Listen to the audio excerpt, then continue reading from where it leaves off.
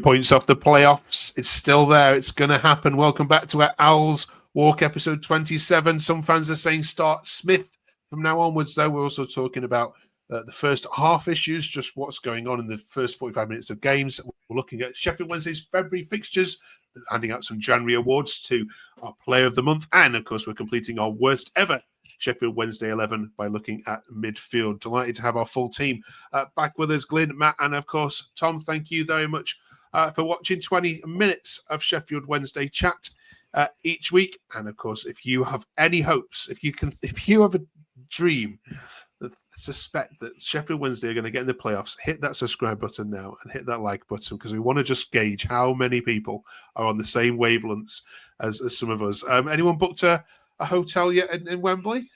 As if. Who'll do that? Yeah. Guilty as charged. Guilty as charged, Matt. Brilliant. It's good. Tom, you're 2 points off. But last week you were like, no. It's let's ask me again in a month's time. Are you starting to believe? The thing is, if we'd beaten Luton, which we should have done by quite a few goals, I think, then I'd maybe be saying we got a chance. But the next 5 fixtures are just super tough. So we'll see how it goes, and then maybe Alex Miller will drop something tonight, and then maybe that will change. But we'll see.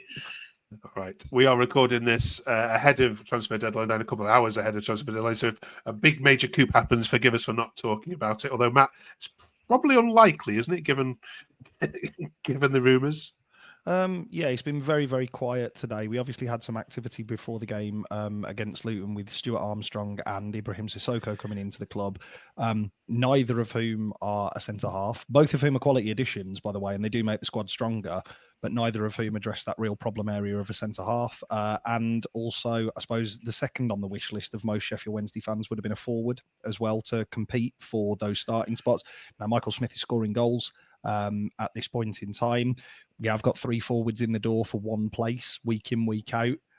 It just feels a little strange when you look at the teams who we're bunched around that we haven't gone out and prioritised those positions. I'm not for 1 minute suggesting, Mark, that the signings who have come in the door don't improve us, because they do.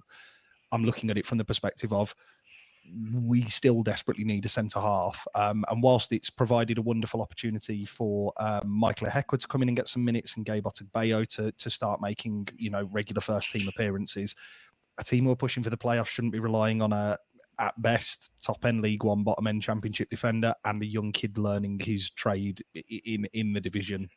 It shouldn't be reliant on those two alongside Deshaun Bernard and Max Lowe and basically anybody else who can play there, really. You should really have one of those in the door. But we're still a couple of hours left of the window as of recording. This may be total nonsense that I'm talking, and we might have gone out and signed a Maldini regen that none of us know about. Okay. All right. Cheers for that. Let's have a look at some takes from the Luton game, shall we then? Glyn, Connolly says the starting 11 cost us. Patterson and Lowe shouldn't have started, which is weird because everyone was crying out for Patterson to start last week. Mm-hmm. Another 2 points dropped. Will says, I'm not disappointed with that. Roll got the lineup wrong. Different team in the second half. And we'll give Danny credit as we do, because he does get it right in the second half and does make changes and right. But why are we not getting it right in the first half more? Is there a scouting problem of the opposition?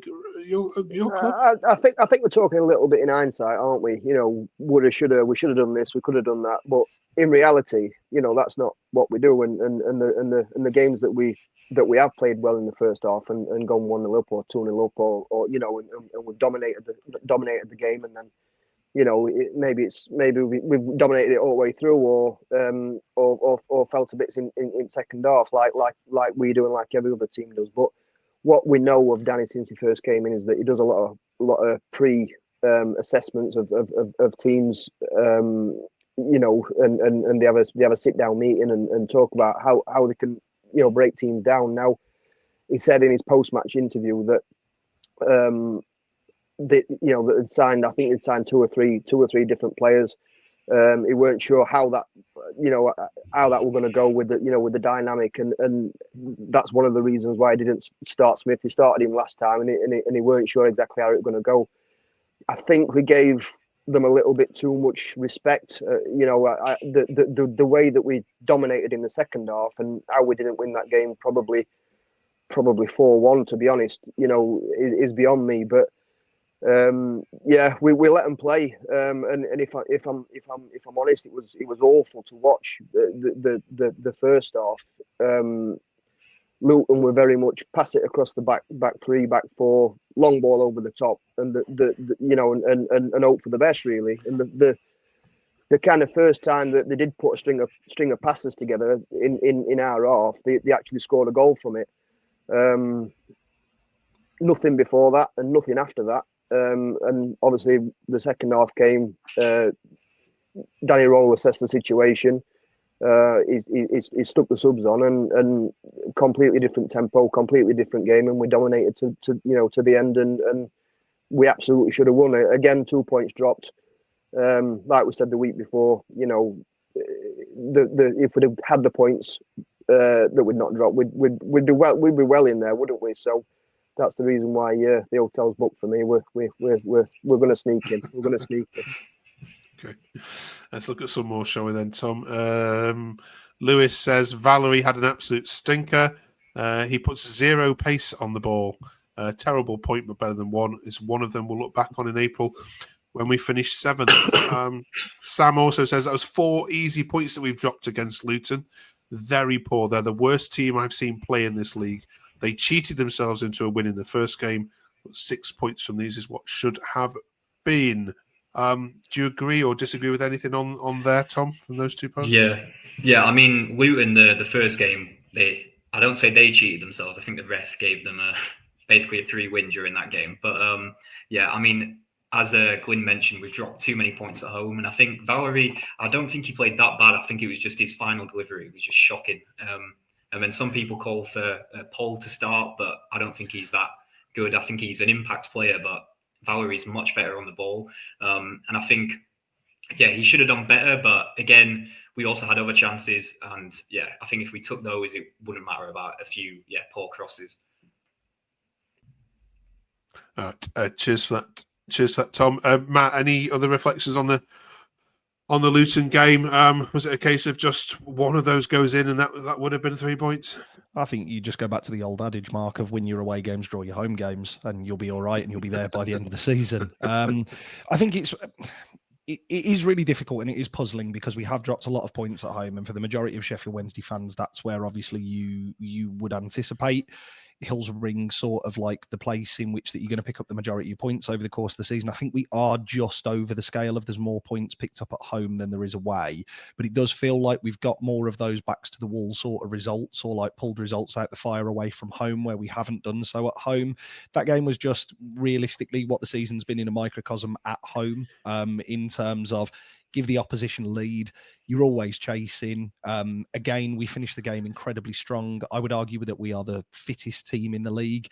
I think also, if I'm being honest, I'd like to give a little bit of credit to the back three of Luton in terms of Mads Anderson, Mark McGuinness, who obviously we know all about at Sheffield Wednesday, and Kaminsky in goal. The three of them, between the three of them, managed to keep us out by hook or by crook. If you're of a Luton persuasion, you look at it and go, that is a fantastic point away from home to stop a run of 12 losses on the bounce. Because at half-time, I'll be honest, sat in the stand with the way in which that we played in the first half, I couldn't see a way back into it because we were poor in the first half.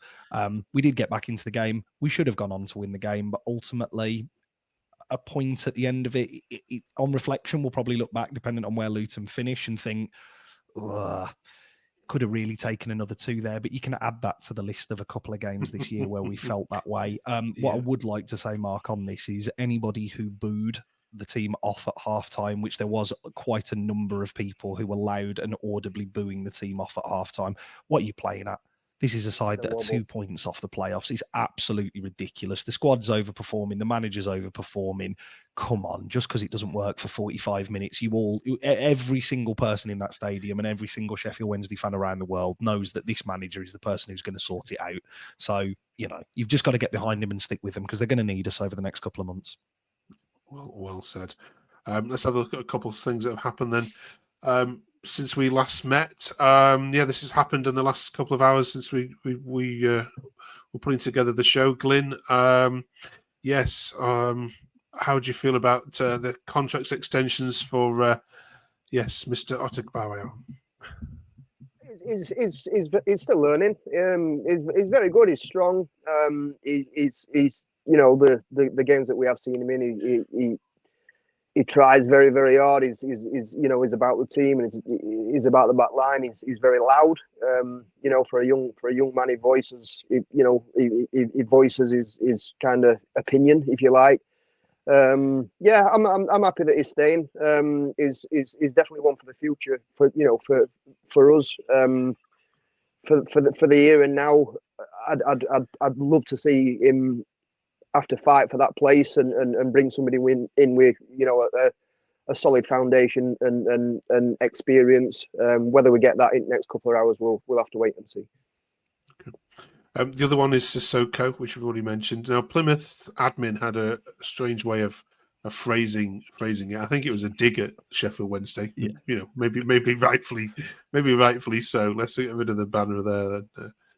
You can see it. So Tom, they said during our game, Sheffield Wednesday were delighted to announce the signing of Ibrahim Sissoko. We wish him all the best. We asked our Plymouth fans whether they're sad to see him go. They're not. I think one of our podcasters' words were, well, if you like stepovers leading to no end product, then you'll enjoy this guy. Otherwise, it's a bad signing. Jumpkin here says he's got a great talent, has an immature mindset. We're not going to miss him at Home Park. Kenny said poor decision maker. He's a one-trick pony, blows hot and cold. And then the step over. He's a step over king of the championship. Tom, what do you make of this signing now? Yeah, I mean, the few times I've actually seen him, he's been their best player, and I know that. Yeah, they're not great, so you can't take that. Yeah, I think it could be a little sour grapes that he showed potential and didn't kind of perform at the level he's needed. But just to think if we have maybe him and Gassama on the wing, you saw what happened with Gassama last season compared to now. He's kind of improved so much on the ball and his decision making. So if we can get the best out of him, then yeah, we'll have two great wingers. But yeah, we can't say anything until we've seen him play. Yeah, that's fair enough. This is a Danny signing, Matt. Yeah, he's got his paw prints all over it, Mark. I confess I've only seen him a handful of times playing in a very poor Plymouth side, but he looks the most creative player. I think when you pull the stats up compared to Jedi Gassama, who, I mean, if you speak to any Sheffield Wednesday fan at the minute, he's the best thing since sliced bread. He outstrips him in terms of numbers and output.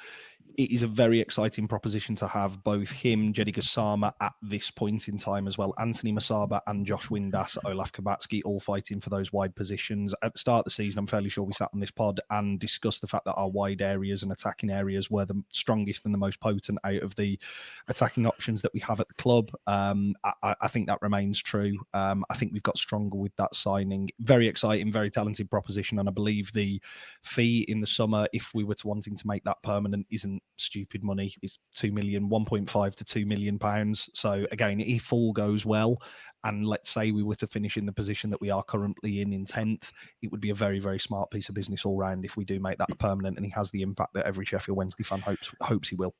Yeah, absolutely. Rapid wingers now on either side, which is going to be good to see. These balls fizzing in the box from both sides with no one to put up. No one on the end of them. Do you mean we got Patterson? Oh yeah, yeah. The old strikers having a renaissance. You've got what's the guy at Portsmouth? Oh God, it's gone up my head.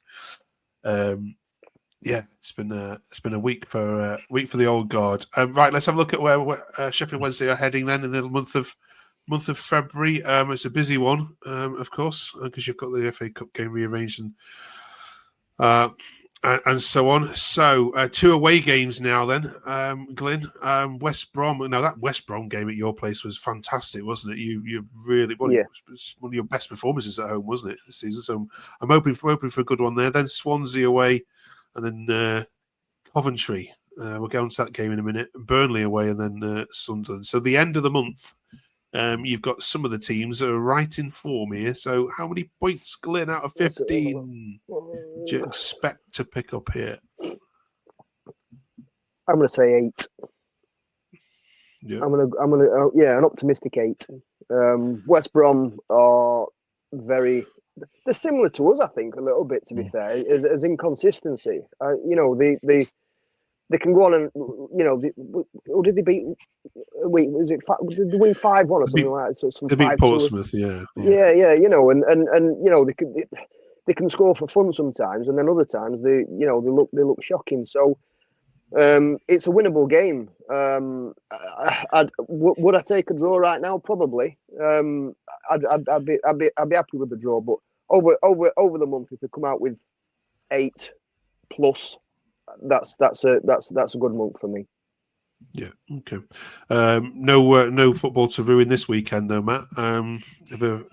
Have a nice weekend off, but that Coventry game that's stuck there in a couple of weeks' time, that could be a 6-pointer in relation to the playoffs, couldn't it? With the way they're going. Yeah, there's a few of them here, Mark. Like West Bromwich Albion at the weekend is is it too early to say like it's a big game? But that feels like a big game. It feels like when we went to Millwall away last year for all the opposite reasons. In terms of we were 7 points adrift. West Brom, from my understanding of West Brom this year, have kind of flattered to deceive, and they've kind of just they're still in 6th by a mark of how poor the division is. Really, that is a big game and a big statement because they're the only side above us who we've actually beaten this season. In terms of those sides in the top 6, we then go away to Swansea, who depends on what type of Swansea performance they put in. Sometimes it's okay, sometimes it's terrible. And then Coventry, Burnley, and obviously Sunderland is a horrible run to finish the month. It's a really, really difficult February, which is why when I sat here last week and said, talk to me at the end of February to see whether I still feel that we've actually got a chance at the playoffs, because as we mentioned right at the top of this, there is a little pack of teams who are investing quite heavily in their squads around us, and we haven't. And I would argue that out of all of those sides that are around us, I'm thinking your Coventries and people like that, we significantly have the weakest squad. The trade-off to that is we probably have the best manager and the coaching staff in the door. Yeah, fair comment. Tom, just before we move on from this, you'll notice, and some Owl fans have commented that you've only got one Saturday 3:00 kickoff, which is that Coventry game with 3 games scheduled for TV out of those 5. We need to evaluate at the end of the season, but is it ruined any of your enjoyment of this season, or the movement of fixtures you've got? I mean, you played Leeds on a Friday night, Leeds on a Sunday. You've got 2 more Friday fixtures there. Is it having an impact or not? I mean, for me, I don't get to too many away games, but for people that have to go to the other side of the country just because Sky want to put it on a ridiculous time, might have an effect. But I think Wednesday are always up for it. It might have affected a bit of our home form when you see kind of compared to how we do away. But I think we just got to take it as it comes. Okay. All right. Cheers for that. Get writing in the comments now who the worst midfielders are Sheffield Wednesday have ever had. We'll get to that debate in a second. First of all, January is now over, so we need to pick our player of the month in terms of the unsung player of the month, which is how we do it here. We don't necessarily go with the one the club chooses or fans choose, but who deserves a bit more credit for the performances in January than we've given them credit for so far. Glyn, can you kick us off on this one? I'm going to kick off with Max Lowe. Obviously, Gassama got the player of the month, and he's been outstanding. But Max Lowe. I think I called him last month as well. But he just gets on with the game. You know, he's unplayable. Just comes to work, does his job, does it very well, and goes home. And I love that about him. He's brilliant. Shout, Tom. Yeah, I mean, he took mine there with Roberto Carlos, I think people called him this year. Him and Virgil van Dijk. That was actually, I know he's only played a little bit, but the addition of Michael Ihiekwe just proves how much we need a centre back. Like when he comes in, we just look a totally different side. But apart from Gassama and Lowe, I think they're the 2 standout. Okay, Matt.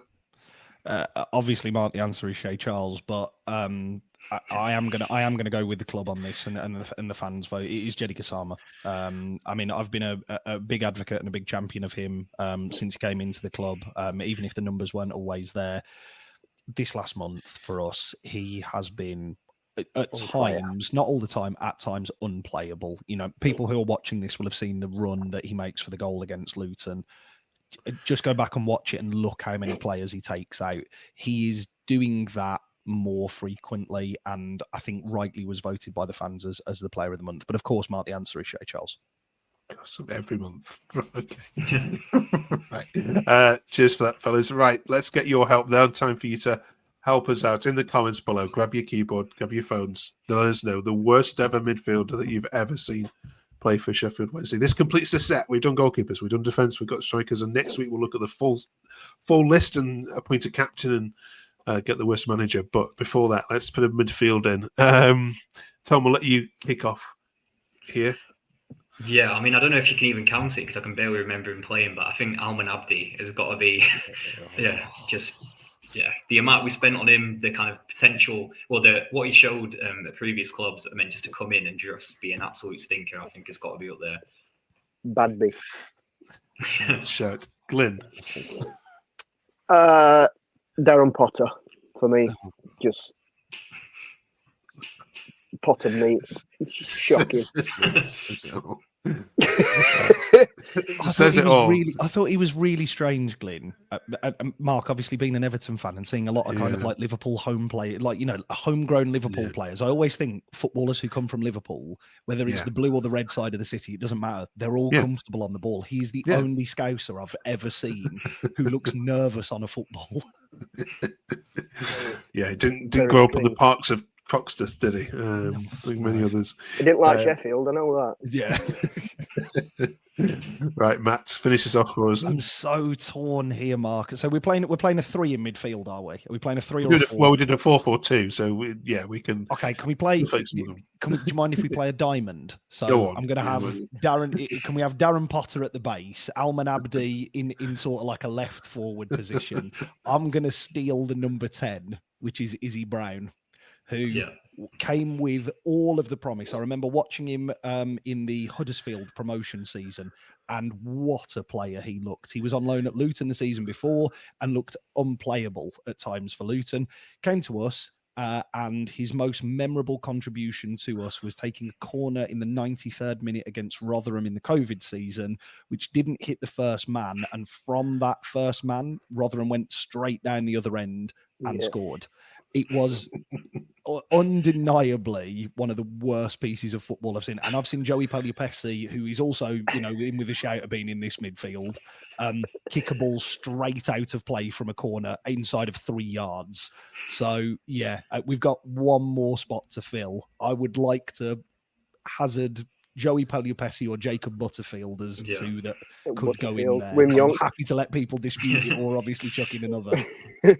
that Izzy Brown corner was that bad that if you actually see the camera angle, they don't almost pick it up because they don't expect it to be that bad. It goes behind him. It's like it cuts from him taking it to then them on the attack. You can't see the actual corner itself. It's just shocking. Brilliant. As always, thank you very much. Join us next week as we appoint the captain and the manager. Also, next week is Valentine's week, of course. So we're asking this lot, how did they first fall in love with Sheffield Wednesday? Who's responsible?